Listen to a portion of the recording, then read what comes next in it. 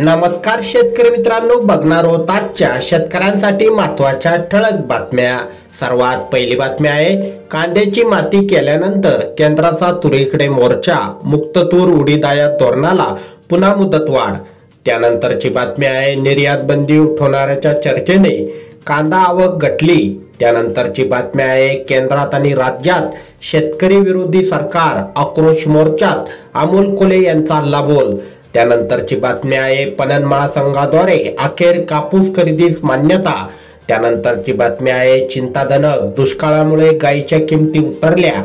त्यानंतरची बातमी आहे, कांदा पीक जगवण्यासाठी पाणी विकत घेण्याची वेळ। त्यानंतरची बातमी आहे, सीसीआयची खरेदी केंद्र, खासगी जिनिंगमध्ये कापूस आवक कमीच। त्यानंतरची बातमी आहे, कांदा पुन्हा ₹1 किलो, कांद्याचे माती करण्यास सरकार यशस्वी।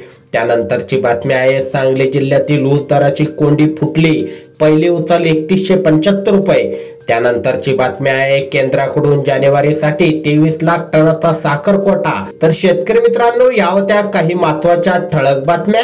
व्हिडिओ आवडल्यास लाईक करा, चॅनलवर नवीन असाल तर खाली दिलेले सबस्क्राइब बटन दाबून बेल आयकॉन नक्की दाबा। अशाच प्रकारच्या महत्त्वाच्या ठळक बातम्या दररोज तुमच्या मोबाईलवर बघण्यासाठी। धन्यवाद।